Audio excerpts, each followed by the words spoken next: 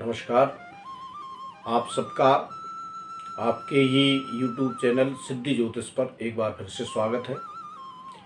जैसा कि हमने कहा था कि हम जो वीडियो की एक श्रृंखला बना रहे हैं देवी आराधन की, है ना, देवी की पूजा नवरात्र में कैसे करना चाहिए, उस श्रृंखला के अंतर्गत ही आज एक और वीडियो आपके सामने प्रस्तुत है।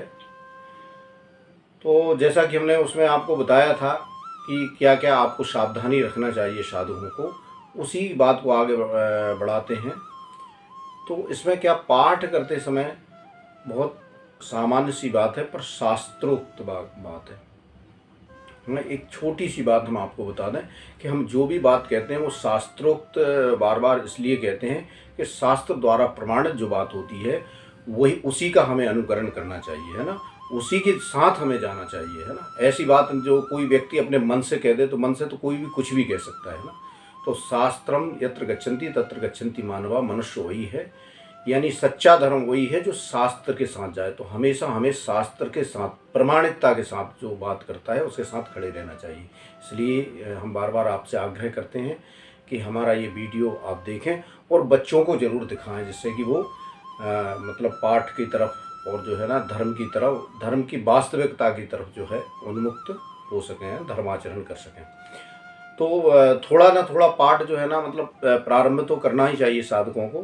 तो उसमें क्या करना है आपको, सबसे पहले तो स्नान आदि करके, पवित्र हो करके, शुद्ध वस्त्र आदि धारण करके, पूर्व की तरफ मुँह करके, पूर्वाभिमुख होकर के बैठ जाए और फिर एक चौकी पर जो है वो किताब को रख दें और फिर जो है बहुत भाव और श्रद्धा से पूजन करें। क्योंकि ना देवो विद्यते काष्ठे पाषाणे न च मृण्मये, भावो ही विद्यते देवे तस्मात् भावो ही कारणम। तो बात क्या है कि देवी कहाँ पर है, वो न पत्थर की प्रतिमा में है, न मिट्टी की प्रतिमा में है, न लकड़ी की प्रतिमा में है। तो कहाँ है, जो आपका श्रद्धा और भाव है उसी में देव रहते हैं। तस्मात् भावो ही कारणम, इसलिए जो है आपका भाव जो है, जो बार बार कहा जाता है ना, श्रद्धा भाव से पूजन करें।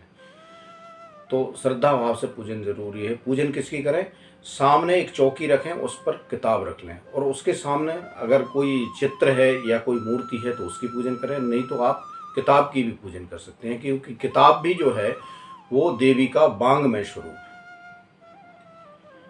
तो इसका प्रमाण है, ध्यात्वा देवी पंचपूजाम कृत्वा योन्या प्रणम्य च और आधारम स्थाप्य मूलेन स्थापयेत् तत्र पुस्तकम। तो आधारम स्थाप्य मूलेन, जो आपकी पाठ करने की किताब है वो आधार माना एक चौकी पर, एक पटे पर रखी हुई होना चाहिए और फिर उस चौके के ऊपर उसको स्थापित करना चाहिए। फिर उसकी पूजन भी करना चाहिए, कम से कम पंचोपचार से उसकी पूजन करना चाहिए और प्रणाम करना चाहिए ना। योनि मुद्रा से प्रणाम करना चाहिए। वो एक मुद्राओं का एक बहुत बड़ा संसार है। वो मुद्राएं जो है ना, उसका एक ज्ञान होता है, वो अपने अपने गुरु से जो जिनसे आप सीखते हैं वो उसमें मुद्राओं का अभ्यास करना चाहिए। तो यहाँ देवी जी की आप पूजा करते हैं तो योनि मुद्रा से उनकी पूजन करना चाहिए।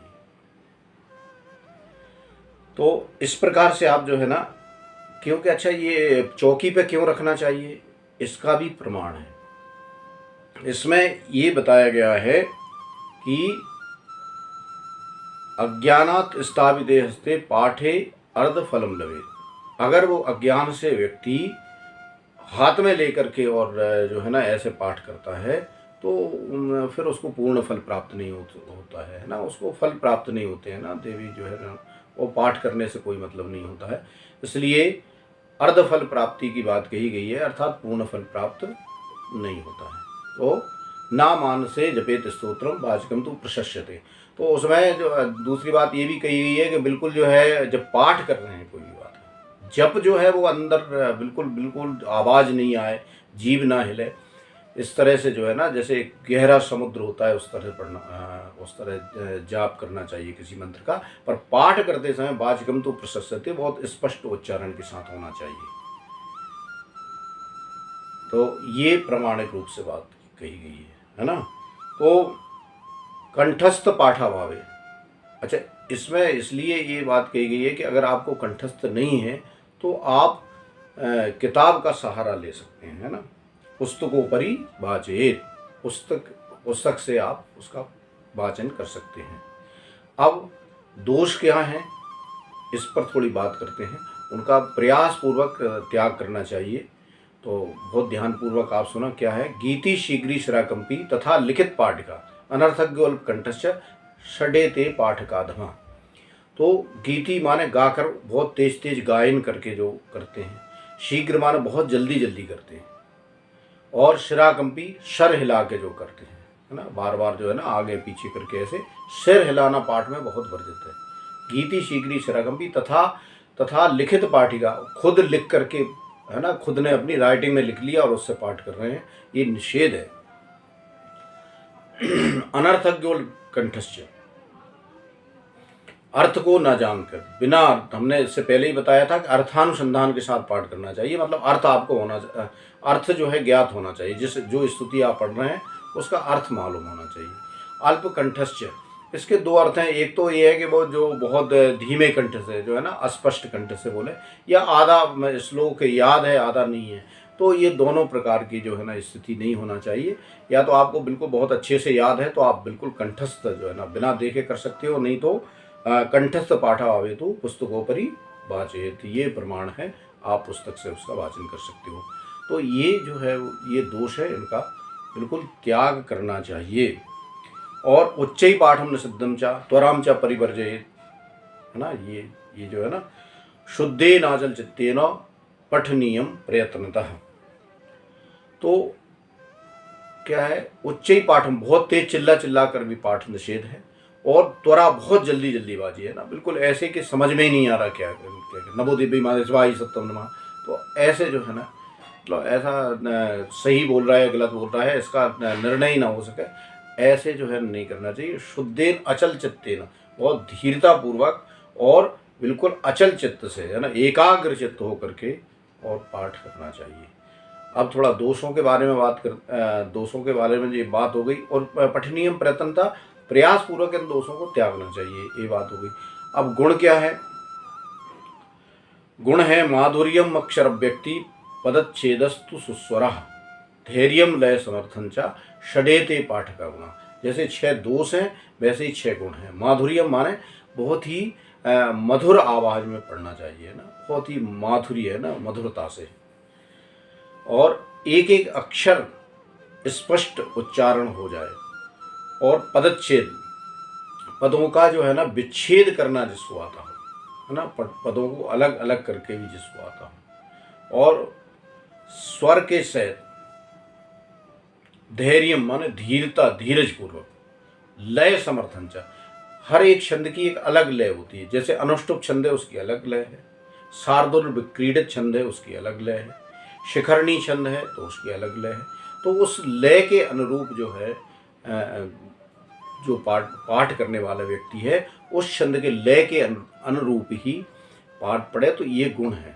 तो माधुर्य, है ना, मधुरता से पढ़े, अक्षर व्यक्ति, अक्षर का ज्ञान हो, एक एक अक्षर स्पष्ट हो, और पद का विच्छेद करना जानता हो, और स्वर सहित हो, सुस्वरा मतलब अच्छे स्वर से हो, और धैर्यम, धीरता से पढ़े, और लय समर्थित हो, है ना, जो जिस छंद की लय है वो हो। ये 6 गुण हैं। तो हमें विश्वास है कि आपको ये वीडियो पसंद आया होगा, आप इससे ज़रूर लाभान्वित होंगे। अगले वीडियो में हम मंत्रों के महत्व, है ना, मंत्रों का फल, कौन से मंत्र से क्या फल होता है, इस पर एक वीडियो बहुत जल्दी ही हम जो है ना अगला जो वीडियो बनाएंगे वो मंत्रों पर बनाएंगे, तो उसको ज़रूर देखें। तो जो लोग हमारे चैनल से नए जुड़े हैं, नए जो दर्शक हैं, जिन्होंने चैनल सब्सक्राइब नहीं किया, तो उसको जो है ना सब्सक्राइब ज़रूर करें, और हमारे वीडियो को लाइक करें तथा शेयर करें, और बेल आइकन दबाना ना भूलें, जिससे कि हम अच्छे अच्छे वीडियो आपको और दिखा सकें, है ना। और आपको जो इसमें जो भी अगर कोई ऐसी बात लगती है तो आप कमेंट्स करके और उसके बारे में बताएं, तो उन बातों को बहुत ही, और अगर कोई प्रश्न है आपके तो वो भी आप कमेंट्स में दे सकते हैं, तो हम उनका शास्त्र अनुरूप उत्तर दे सकें। जय माता दी।